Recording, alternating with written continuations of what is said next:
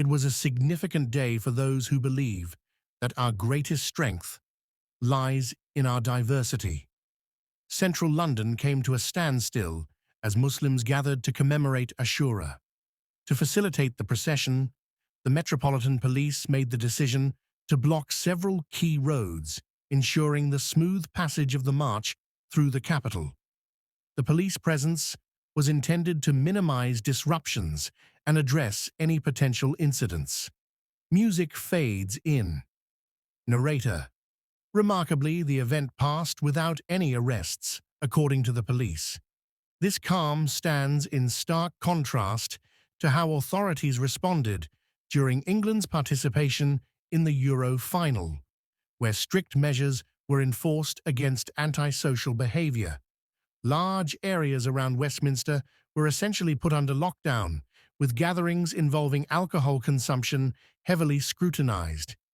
It's a reminder that public safety is always a priority, but sometimes the approach can vary. Crowd cheers faintly in the background. Narrator. There's no issue with religious celebrations, but does it seem like different rules apply at different times? Music swells. Narrator. July 18th was a remarkable day in central London, a city famous for its multicultural fabric. The streets transformed into a vibrant display of culture as the Ashura procession moved through the capital, celebrating an important day in the Islamic calendar. To ensure the safety and success of the procession, the Metropolitan Police took the extraordinary step of closing several major roads, allowing the event to proceed smoothly. Music transitions to somber. Narrator. Meanwhile, in Southport, tragedy struck.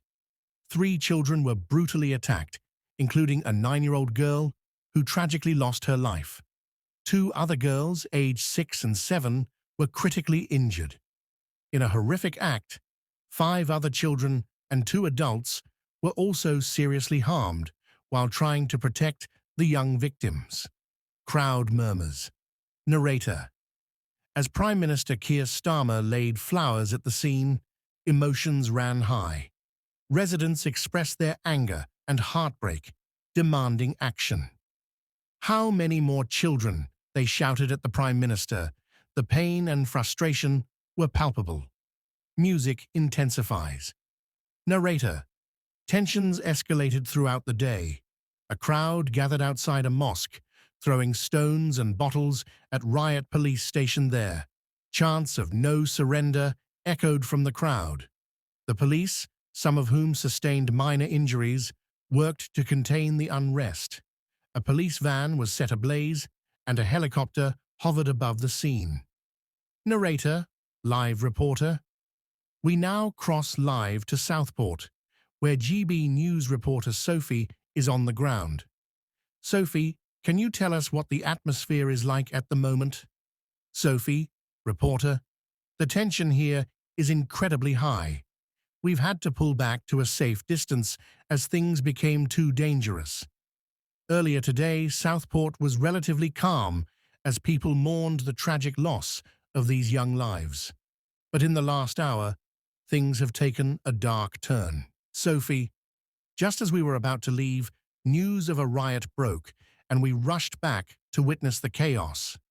Crowds lined the streets, phones in hand, as groups of mostly young men, many in masks, clashed with police. Bricks were thrown at officers and police vans, and we saw several officers with bloodied injuries. Music softens. Narrator, Assistant Chief Constable Alex Goss of Merseyside Police, called the situation disgusting, emphasizing the impact on a community already reeling from tragedy.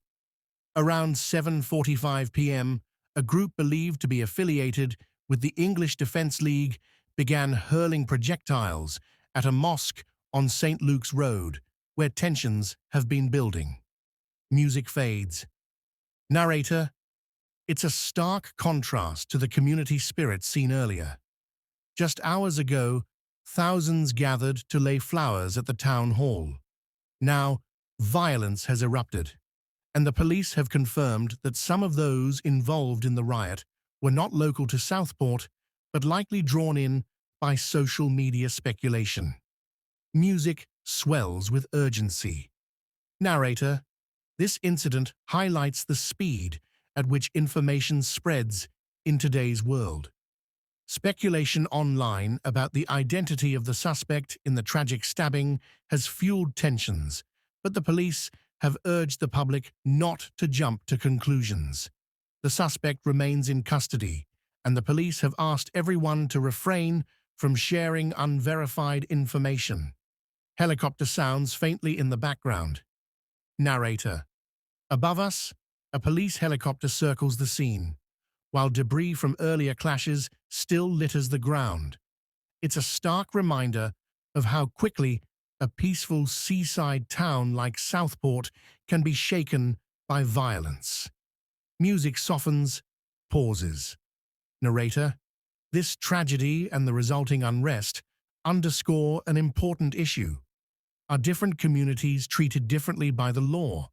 While it's vital to respect and celebrate religious and cultural diversity, we must also ensure that law enforcement handles all public events consistently and fairly to maintain harmony.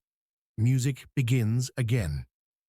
Narrator, as we reflect on today's events, it's clear that tensions run high when people feel marginalized or treated unfairly.